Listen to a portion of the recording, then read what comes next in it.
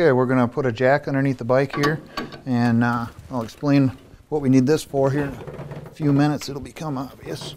Just get the back wheel off the ground. So now that you got the bike supported, pull the spark plug wires and remove the spark plugs.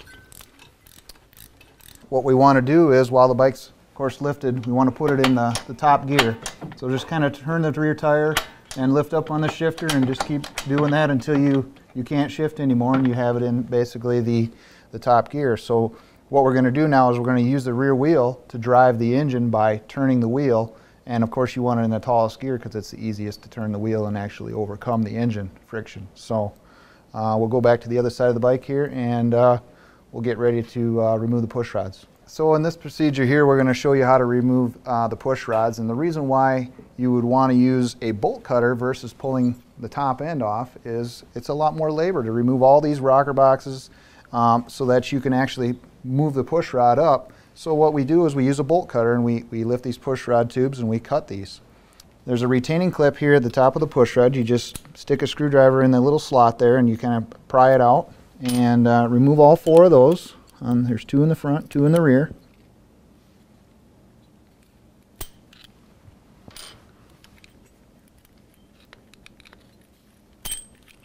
Okay, now we got the clips out. We can lift these push rod tubes up so we can see the push rods becoming exposed. Also, it's not a bad idea to remove this connector so that it's not in your way while you're working on the push rods. And there's just a squeeze tab on the back. Push down on that and slide the connector off, and you can just leave that hang. No big deal there. We can push these 2 up. Okay, so before we cut these out, it's nice to get these up and out of your way. So we got a simple little device here, a paper clip and a rubber band. And you just wrap that around the rocker box bolt to hold that up. And we do the other one here.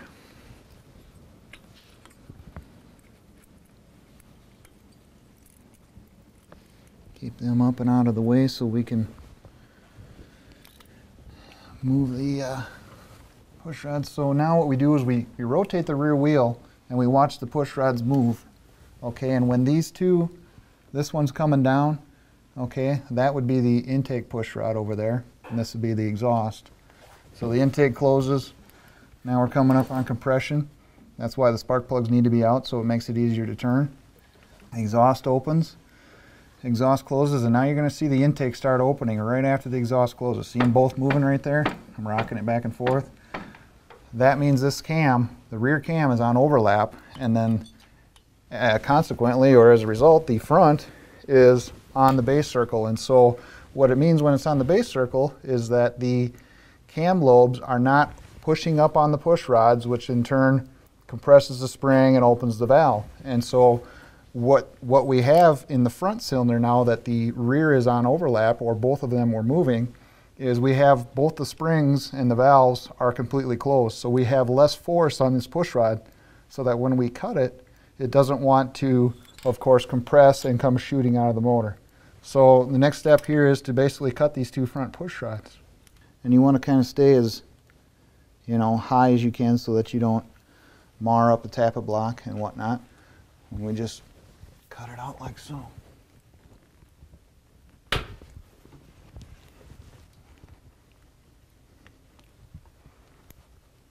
Make sure your cutters is all the way through, and there you have it. Can you explain why we use the bolt cutter? The reason why we use a bolt cutter is it's the cleanest way to cut a push rod. If you tried to use a die grinder or something, you'd have a mess. And we'll do the intake. Be very careful here. You can see how that push rod wanted to, still wanted to move when it collapsed. And it wants to, of course, bend in the center when you go to cut it, which if you had the spring open or if you were up on the lobe of the cam would not be a pretty thing, because it really wants to come out of there. Now what we're going to do on the rear is we're going to rotate the motor so that these 2 lifters are moving. And how I do that, I basically just use my fingers in there and I feel when they're moving. So obviously I reach back here and turn the rear wheel. I can see the exhaust coming up, my fingers going down, and now they're essentially both moving. As I rock the wheel back and forth, I know I can cut the rear push rods out.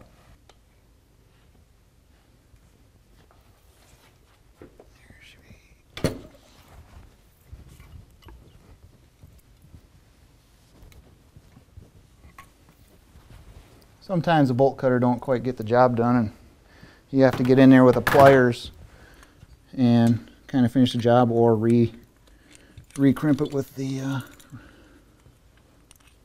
bolt cutters.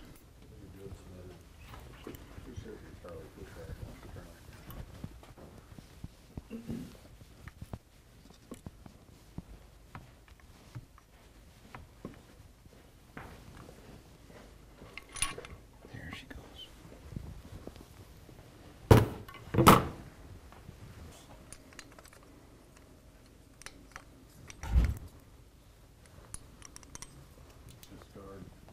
And of course the pushrod tubes and the pushrod will get discarded, as well as the retaining clips, because with the S&S pushrod kit, whether it be the standard performance pushrods or the quickies, they're supplied with new tubes and retainers. The reason why you get new tubes is because this tube is so long from the factory that you don't have enough room below it here to get at the adjuster, and so we have some shorter tubes that we supply with our push rods to allow for adjustment. Now we're going to remove the cam chest so that we can install a cam. There's two methods of supporting the tappet, and you need to support the tappet so that when you pull the cam chest out, they don't fall in and get in your way. And of course you want the tappet in place when you put the new cam in. So one method is the paper clip. This used to be on those little binder clips, and I just basically pull it out of the binder clip and we grind the ends here so that they're sharp, and you stick them in the tappet like that and you catch the edges. So I'm going to stick these in like so and catch the edge of the tappet, and it just locks in like that, and the force that the spring pushes out on the tappet is enough to keep them from falling down. Okay, so to remove the cam cover, you need a 3/16 Allen wrench, and you just crack all these cap screws loose.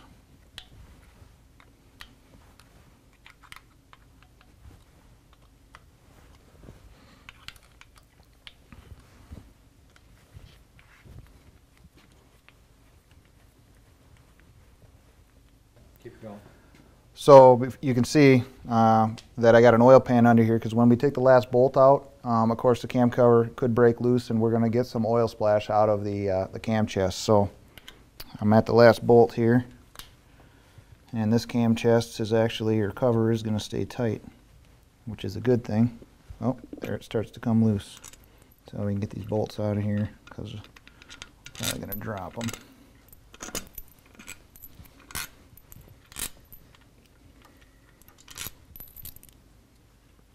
And just kind of leave the bolt in, of course, but let the cam chest drain. And we're going to hang on to those bolts because we're going to need them to go back together. Take the last one out, but there's the inside of the cam cover. Next we'll take the outer chain out, remove this bolt and this bolt, and we'll get that taken apart. Before we go to take those loose, we're gonna put the bike back down on the ground. Remember, it's in gear, so by putting the rear wheel on the ground, we effectively stop the wheel from spinning, and that of course is going to stop the motor from turning over. And use a 9/16 for the top bolt here. You heard the thing engage, so it's not going to want to rotate now. And we just crack this bolt loose and switch to a 1/2 inch socket for the pinion gear bolt, and get them both cracked loose, and now we can just take them on out. Now this install is going to be a set of chain drive cams, and so all of these, this bolt, this chain, these sprockets is all going to get reused. The cam plate, the tensioners, everything here is pretty much going to be reused.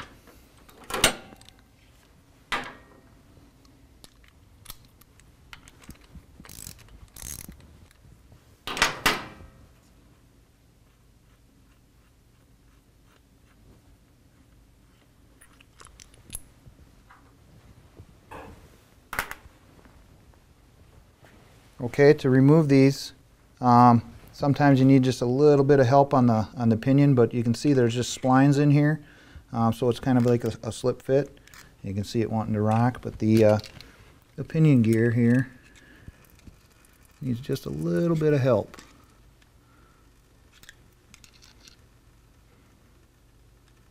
And I'm not prying very hard at all. It's just enough to get it to start coming loose.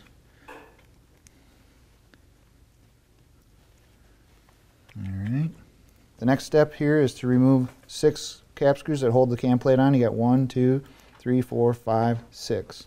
These 4 here are to retain the oil pump to the cam plate, so we're not going to take those off at this time. We just got to take our 3/16 Allen again and take these out.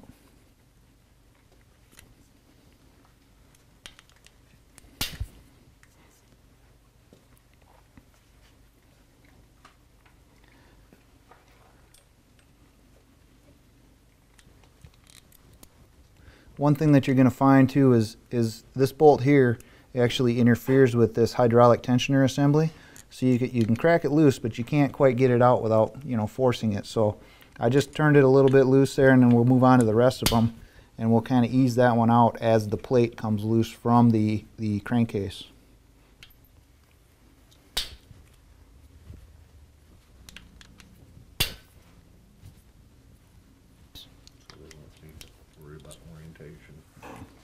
Now these bolts are all the same length on the later models. Some of the earlier models had longer bolts here and here because there are dowel pins actually behind here, and so they need an extra longer bolt because the dowel pin takes away the threads in the case. So something to note if you're working on an older model.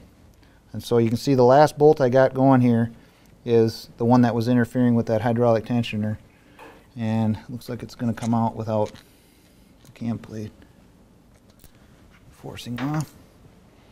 So now essentially the cam plate's loose. You can see it's ready to come out, and I got oil coming out because of course I've opened up some passages as I've pulled that plate away from the crankcase. So we'll let that drain here a little bit and pull it out. Now if my tappets are supported right, they won't fall in. It really just pulls out.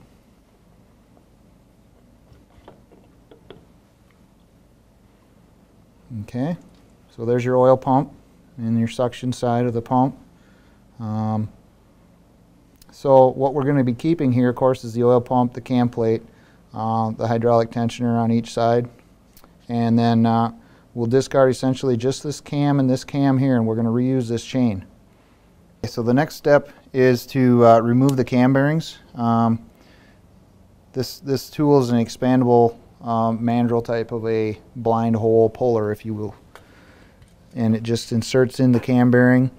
And it's important that you use the right tools for this because it's very easy if you don't have the proper tool to ruin the bearing, and if the bearing comes apart while you're trying to remove it, it can of course fall into the crankcase, and that means the whole motor's got to come out and be separated so that you can get the debris or the parts that fell in out. So make sure you have the proper tools. This particular tool is a Kent Moore tool, a Harley Davidson tool. There are several manufacturers of tools. You can get them many different places. So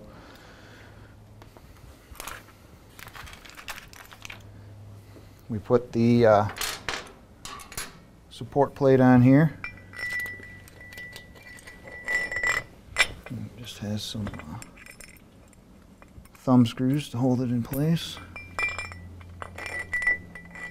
It always works best if you put the support plate on.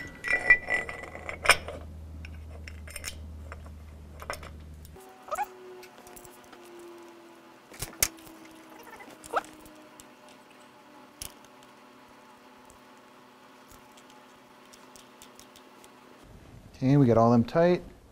Now we need a thrust bearing and a nut installed on there. Thrust bearing is just to make it easier to turn, so that as it pulls the bearing out, it reduces the friction. And I just install that loosely so that I can feel the tool center on the bearing when I tighten it down. This tool takes 2 7/16 inches, one to hold it from spinning, the other one to expand the mandrel inside.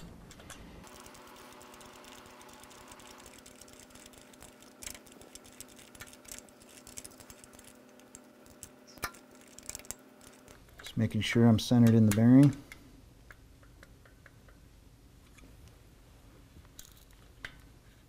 That's good and tight. Okay, so now I'm just tightening the tool, and it's pulling the bearing right out of the crankcase bore.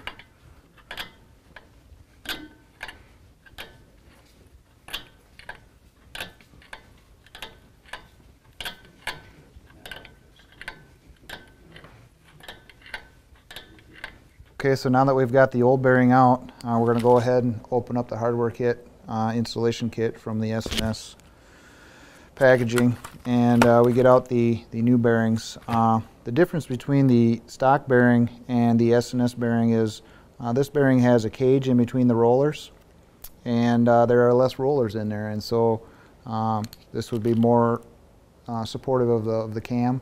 And as well compatible with the materials that the cam are made out of. So we of course, anytime you're installing a cam, whether you have 0 miles or 100,000 miles, we still recommend replacing the bearings. So what we have here is the cam bearing installation tool, and these are the brand new bearings from S&S. They basically just slide over this mandrel or arbor, if you will. And this is the same plate that we use to remove the bearings with, so we have a different arbor that threads in here to install the bearings. Okay, so when you're getting set up to do this, important thing to note is that there are letters and of course like a part number on the outside of the bearing. You want that to be on the outside or facing out as you press it in, because if you look at this cage and bearing close, what you'll see is that this is thicker and stronger than the inside, so you don't want to push on the side that isn't supported. So you always want to have the numbers out. That's the important thing to note here.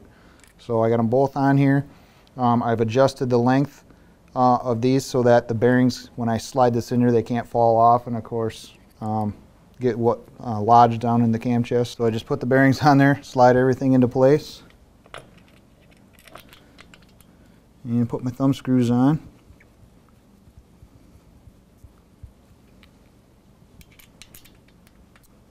One thing too that I guess is important to note here, this bike only has 1,800 miles on it, and we're not going to replace the tappets, but I guess I would recommend that if you have a bike that's around 30,000 miles or higher, replace the tappets. And the tappet replacement is really simple, I guess. You would just take these 4 screws off these tappet covers, remove the tappet covers. Of course, you'll need a gasket for that. And there's a dowel pin in here that retains the tappet from spinning. That just lifts straight out of there, and you pull the tappets right out the top, put the new ones in, put your dowel pin back in, put on your new gasket and your 4 cover screws, and that's the only thing in addition to what we're doing here to replace tappets. So really simple process. Of course, you would want to use assembly lube when you put the tappets in and that kind of stuff, as we're going to do here when we put the cams in. So now I got my plate on, and basically you just run these 2 mandrels in. It's not a bad idea, of course, to visually look inside here to see that they are aligned with the bores. And this looks good here, so I'll just take my wrench and run them in. Now, the arbor on the end of this threaded piece actually has a step on it so that it puts the bearing in roughly 20 to 30 thousandths past flush. And so it's got a predetermined install height, if you will, in the case to get that bearing centered on the cam journal. And now it's obviously seating because it's getting quite a bit tighter than what it was going together. So I just break it loose so it's not pushing on there, and I go on to the next one.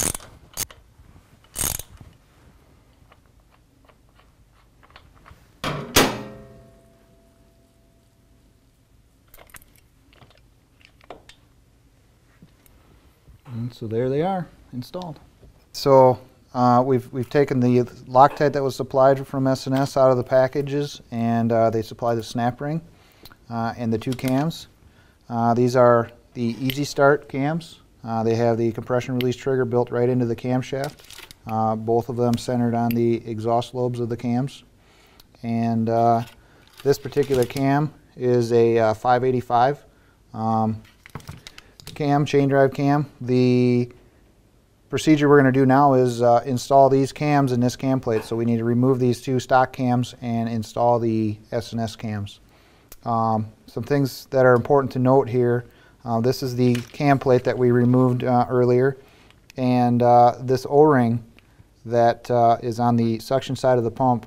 If you got a bike that's got any amount of time, pretty much, this bike only has 1,800 miles on it. I'm not going to put this O-ring back in there because experience is that the O-rings will get hard with a few heat soaks, and once they're disturbed and you put them back in, you're going to go back in the cam chest, because what will happen is that O-ring will not make a seal on this pump, and you've disturbed it by moving the cam plate ever so slightly, and that O-ring won't seal, and your flywheel cavity will fill up with oil, and the bike will not want to rev up.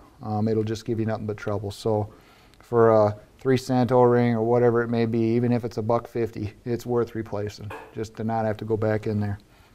Okay, so enough about that. Another thing too is when we pull this off, there's this washer that you have to, of course, keep track of. We're going to reuse that washer. So pull that off of the rear cam and set that up by your outer chain drive.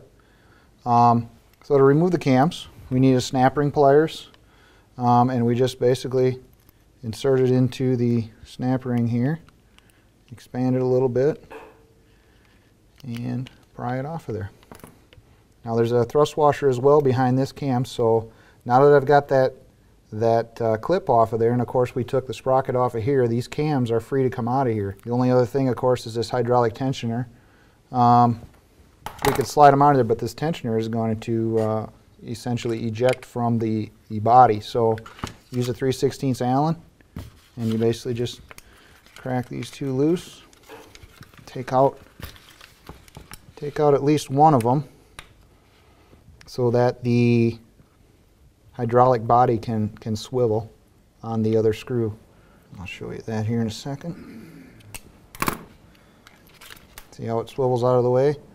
Now, of course, this piece here is free to come out, and you can set that aside for now. We're going to need it later, but you can take that bolt out if you want, but you don't need to. So I'm just grabbing both the cams and, sliding them out evenly from the cam plate. Okay.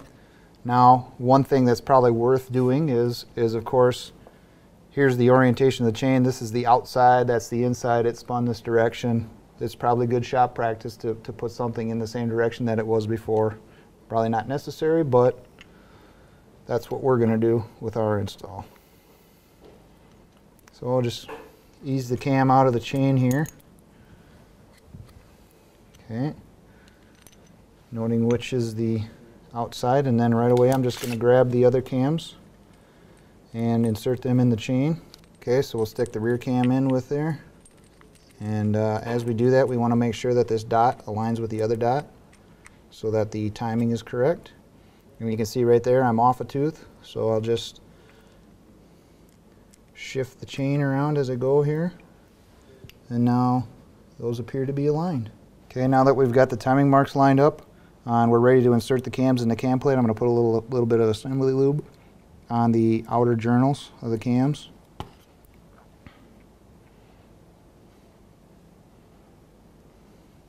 And the bores are still plenty oily on this particular assembly, so I'm not going to bother with that here. And now I just basically need to insert the cams into the cam plate.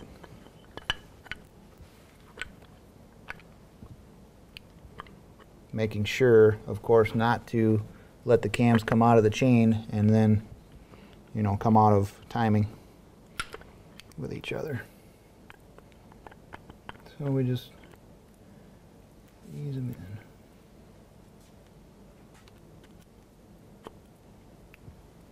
Now that we've got the cams in, you can see that the 2 dots on the outside of the cam journal line up. So they're in time. and we just assemble things in reverse order. Here's a washer. You can put it on either direction for the front cam. And discard the old snap ring and install the new one from S&S. This snap ring is unique in that it is kind of a taco shape to it, or a potato chip shape. And so what that does is, of course, preloads the cam into the cam plate to retain oil pressure, because this cam, both front and rear cam journals, are fed with oil from the pump. So I'll make sure it snaps into place. Looks good, everything's tight there. Now we can put the hydraulic tensioner back on the other side. Just pop this in there either direction. Could go this way or flip it, either way, it's fine. And we need to use the Loctite supplied, blue Loctite, on these screws. Put a little on there. Install that screw. Might as well pull this one out. We're going to have Loctite on it as well. Pull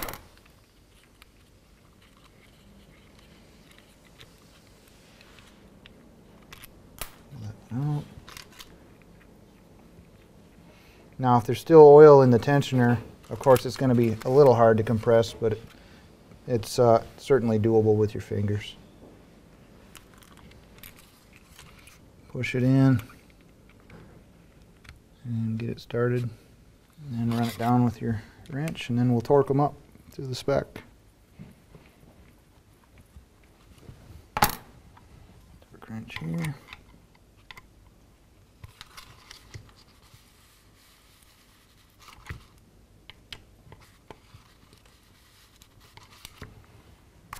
Okay, that's how we get the cams in the cam plate. Okay, what we're doing here is we're checking pinion shaft runout. The Harley spec in the 2010 manual that we have is 0 to 10 thousandths. This one here is clearly at around 7 thousandths, and so we're within spec for the Harley chain drive cams. Now, if you were going to install a set of gear drive cams, you certainly wouldn't want to do it in this bike, or if you were going to do it in this bike and you had your heart set on a gear drive set, you would have to remove the flywheels, a very costly procedure, and of course correct the pinion shaft runout. There's numerous ways you can do that. You could just retrue the wheels, but of course if they are out of spec now, the chances of them coming out of spec again are pretty high, so you would want to either weld the crank pin, plug it, whatnot. But for our purposes of installing a chain drive, this is perfectly fine. It's within spec, and so we can proceed with a cam install on chain drive. We're going to put the cams and cam plate and oil pump back into the crankcase, and so we're going to use a new O-ring on the oil pump suction side. Okay, and it's good to get a little bit of lubrication on there so that it will slide in freely. And before we put these in, we want to put some assembly lube on the journals and as well in the bearings here. So throw a little bit on there. Roll the bearing around and make sure you distribute the oil well, so when we start it up we have oil. And since we rotated the motor, since we pulled this out, we have to look kind of through the pump here, and you can see there's flats. As you look through there, there'll be flats of the pump that drive on these flats of the shaft. So we need to get that shaft aligned, and we just turn the motor ever so slightly back up a little bit. Back up. A little more. Right there. Okay. So I'm kind of eyeballing right down the bore of the oil pump and just slide it into place. Couple things to make sure of course, these O-rings are in place. You can replace them as well. Not so much trouble with them. This thing doesn't have a lot of time on it. It's not as critical, of course, as that O-ring back there. So slid into place well. The tappets all are above the cams, so everything went in nice. Now we just put in the 5 bolts here to retain the cam plate to the cam chest. Again, there we need to install them with blue Loctite.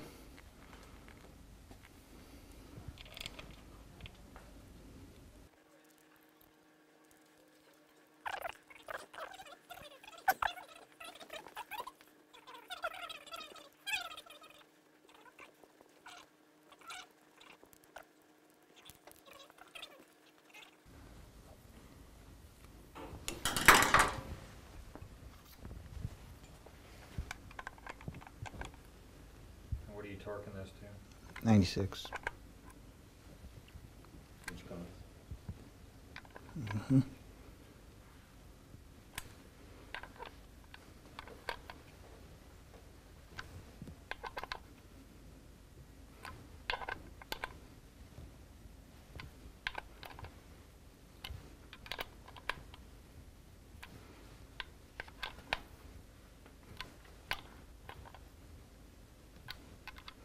Okay. Before we put the chain on, we need to check our sprocket alignment. And so what you do is you put the sprockets on without the chain and put the bolts in so we draw everything up tight and it isn't going to be disturbed by us checking it. And just put them in snug.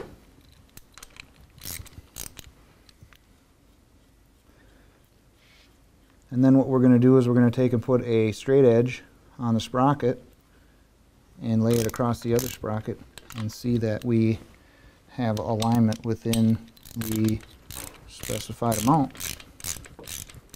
And this of course is all in the Harley manual. So both of those are snugged up, and now we'll go get a straight edge and check it.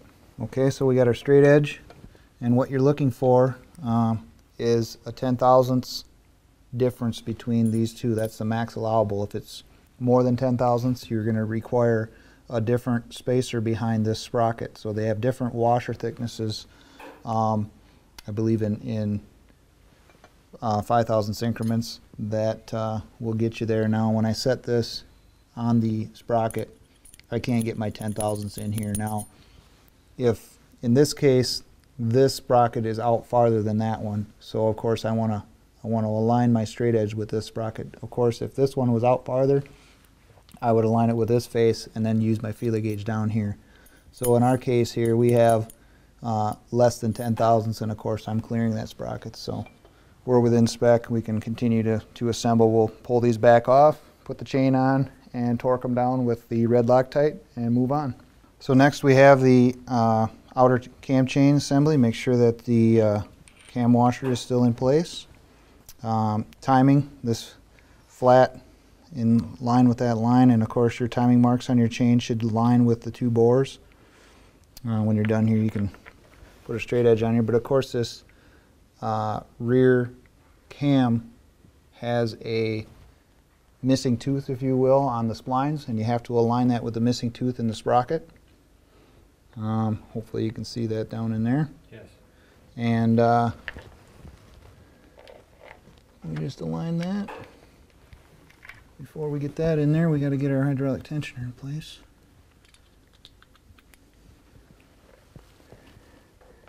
And sweep this in here.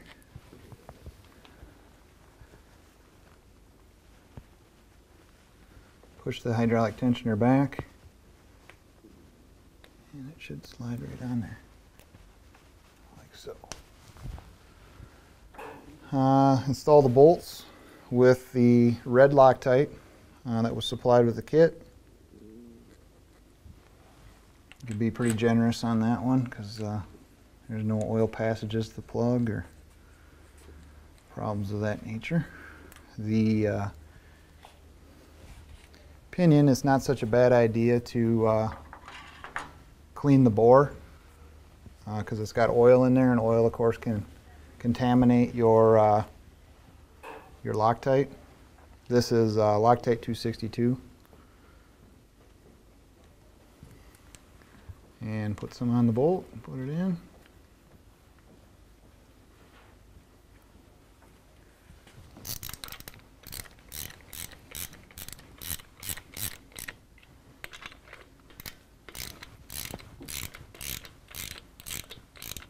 So now we're going to torque the rear cam and the pinion bolt. We have a locking tool here that we could use to hold the thing from spinning.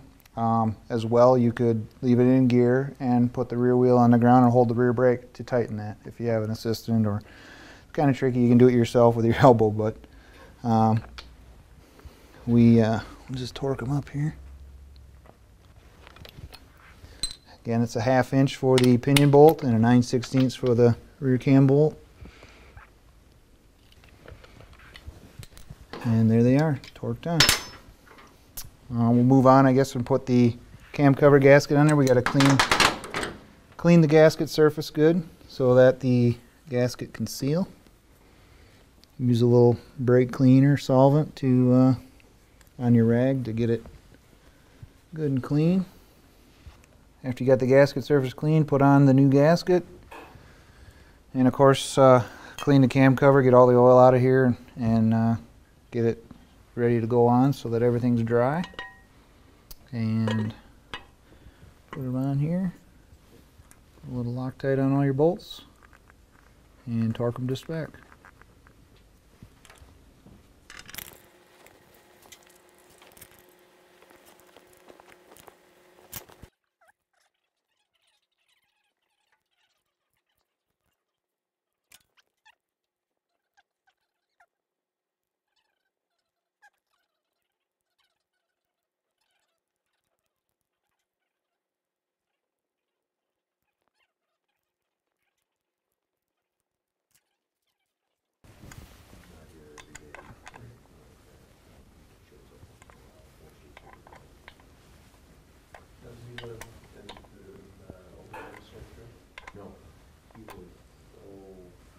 Torquing those every other bolt.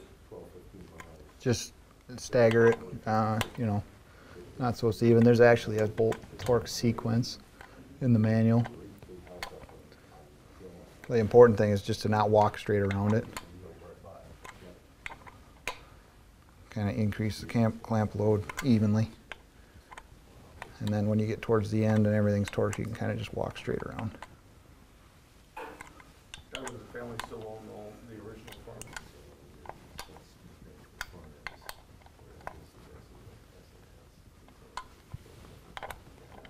They probably have it all in trust and stuff.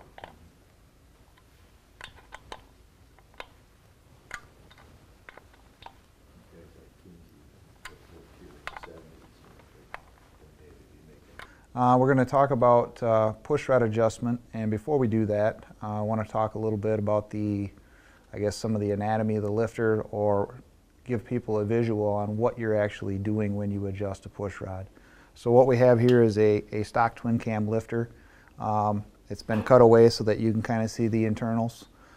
Basically you have a spring, a one-way valve up here in this piston body, and then you have the cup for the pushrod to fit into in the top, and a retaining pin. Okay, and so what you're doing when you're adjusting the pushrod is the gap between the piston and the bottom of the lifter, you're closing that gap. And so for the lifter to do its job and adjust or compensate for the growth in engine height, and as things warm up and change distances, the hydraulic lifter, of course, this travel has to change and take all the valve lash so that your valve train is quiet. So what you're trying to do is to give this the maximum adjustment. You want to adjust this piston so that it's in the center of that travel, in between this distance here. Well, if you measure this with the calipers, it's roughly 200 thousandths of an inch. And so what we want to do is adjust this down about 100 thousandths of an inch. So an S&S pushrod has 32 thousandths, or 32 threads per inch. So one revolution gives you 32 thousandths of length in the pushrod.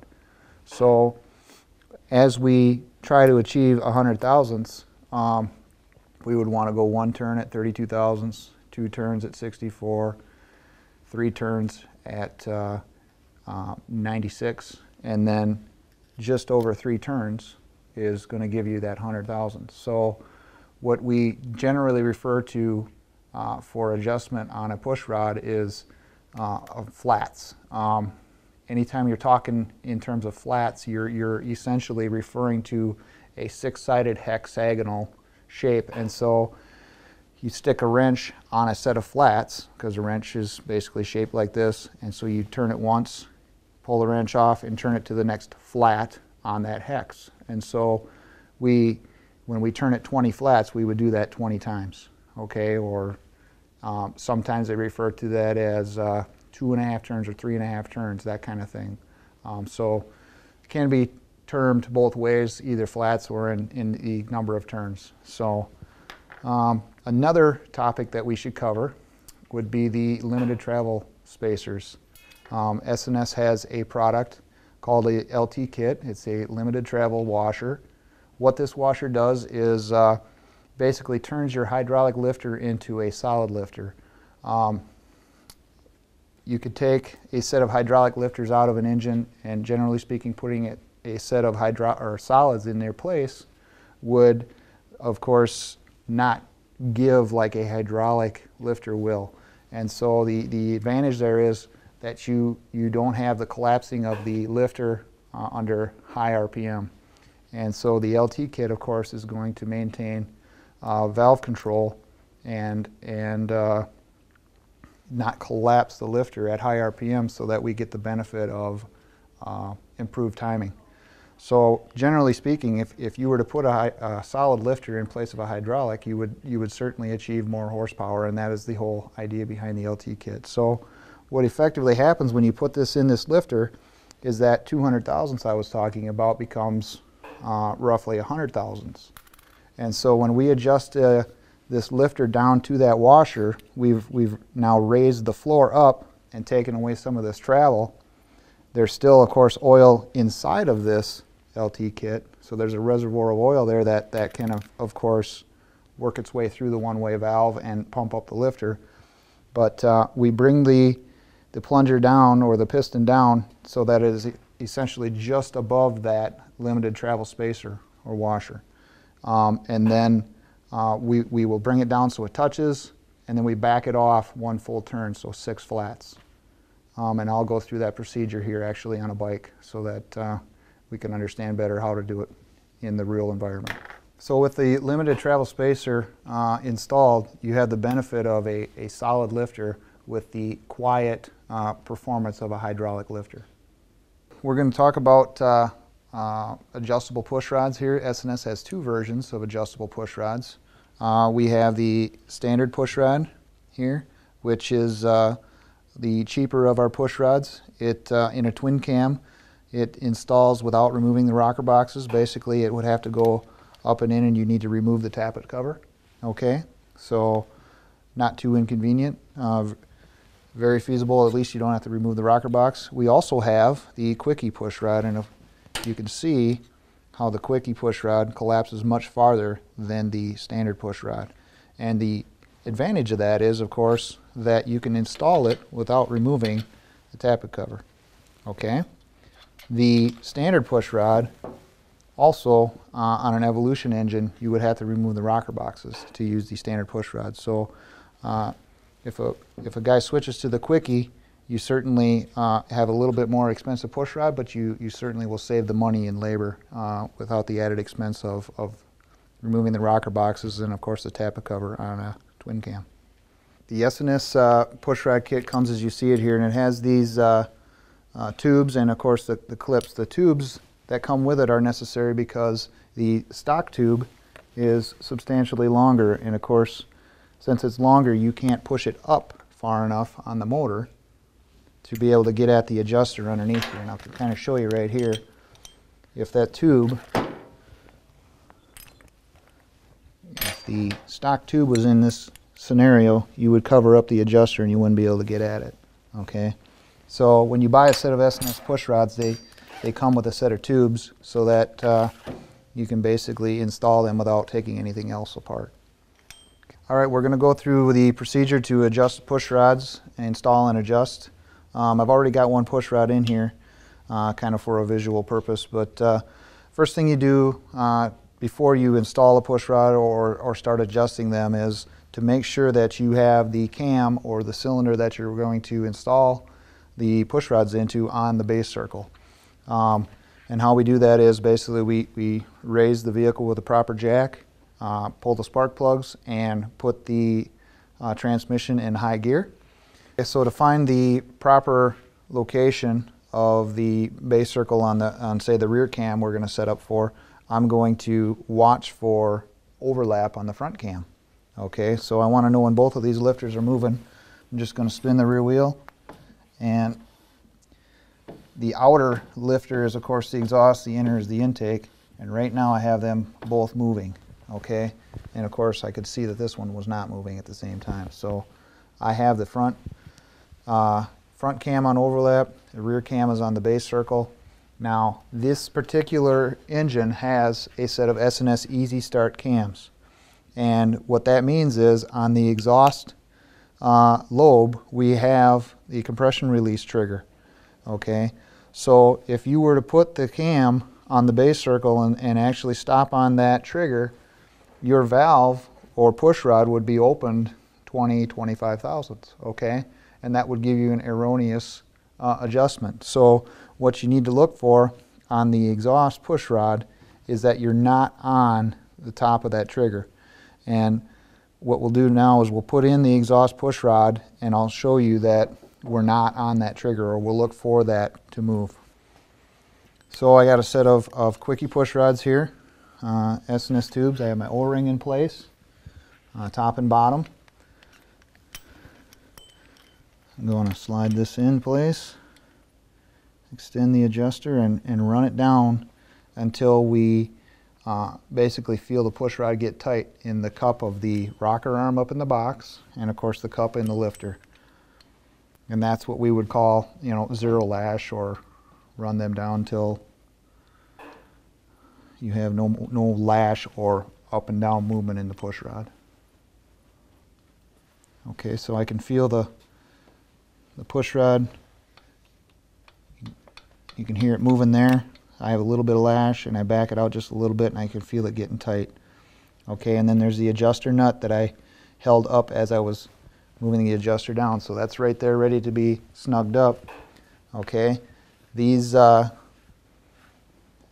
push rods have 32 threads per inch, so my target is essentially 20 flats or 3 1/3 turns.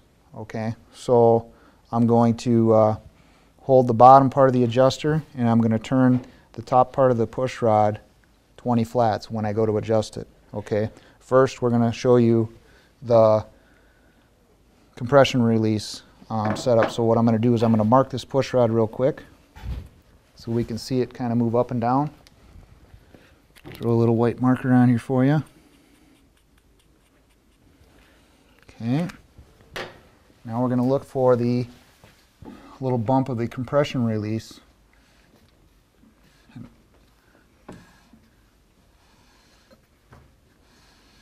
Right there it was.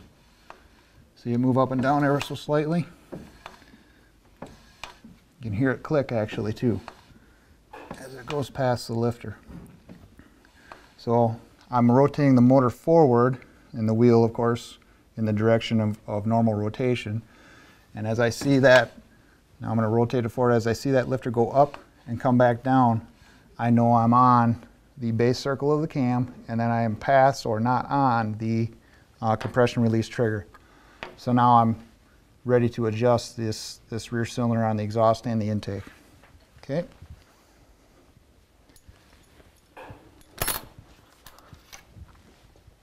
So using a 1/4 inch wrench on the bottom of the adjuster and a 7/16 wrench on the push rod, I'm at zero lash. I'm going to take this push rod and extend it 20 flats. So there's 1, 2, 3, 4, 5, 6, 7.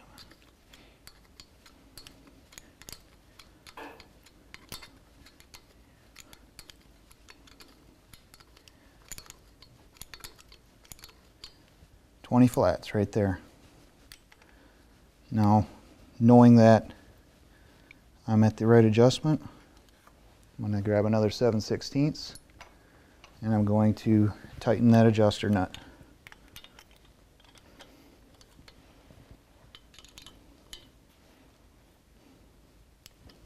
Okay, now one thing you'll notice, of course, right away is that what we did by adjusting that after we got to zero lash, we have compressed the valve spring and of course opened the valve. So right now the valve is open basically 100 thousandths because that's what we lengthened the push rod by. So slowly over time here in the next few minutes, this lifter is going to squeeze the oil out of it, okay? that piston's going to go down to the center of the adjustment, and this push rod is going to start to spin freely. Okay?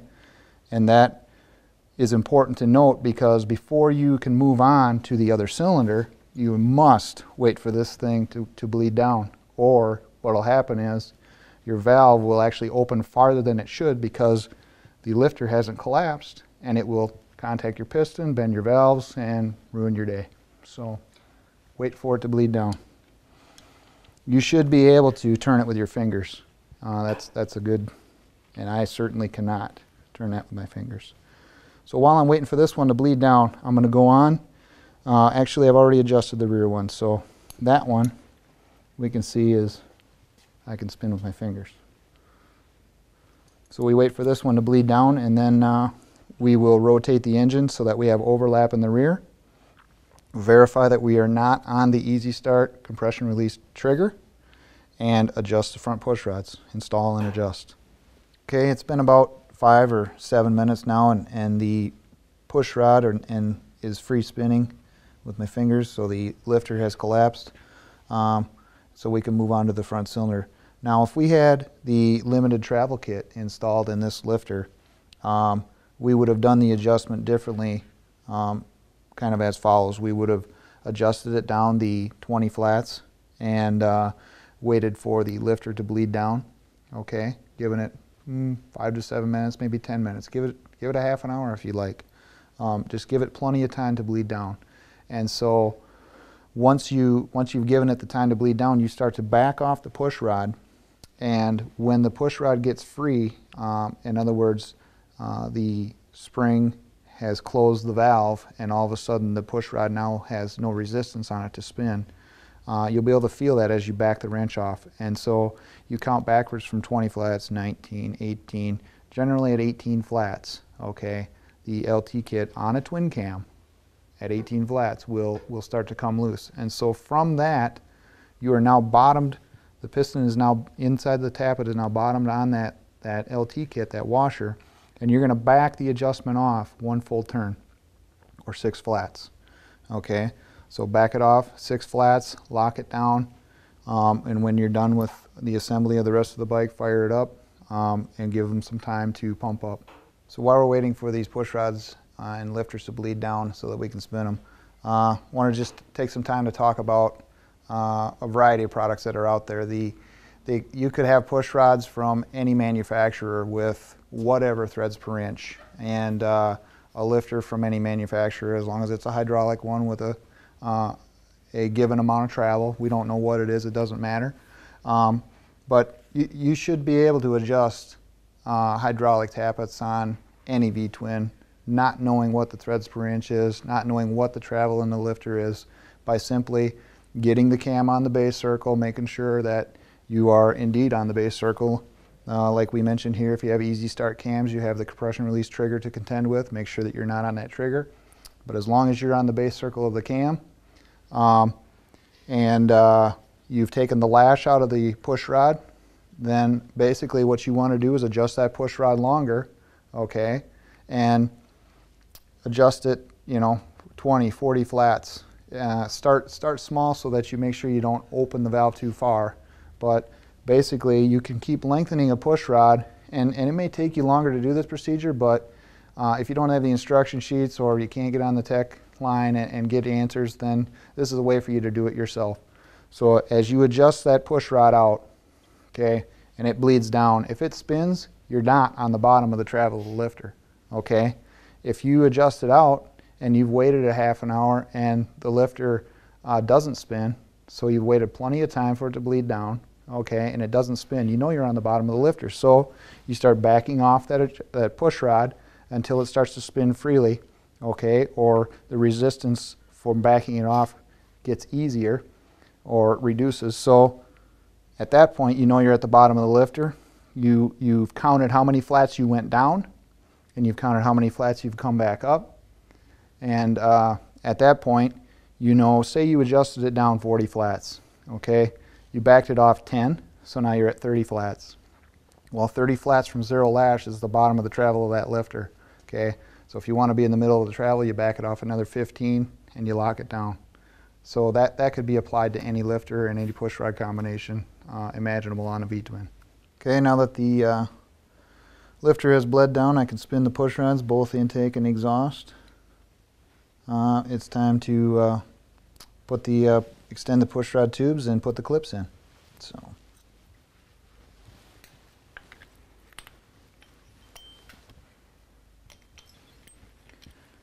Push down the bottom. I just have a skinny straight edge screwdriver here, or standard screwdriver, and the supplied push rod clips that came with the push rod tube kit from S&S. And I basically stick it in there and sweep like so.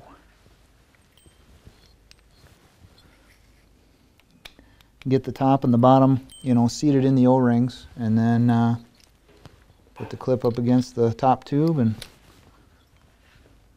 spin them in.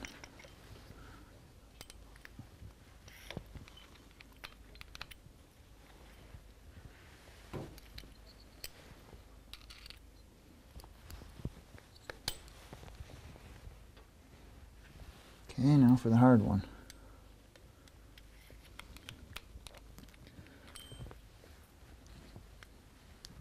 Just gotta get that connector out of the way.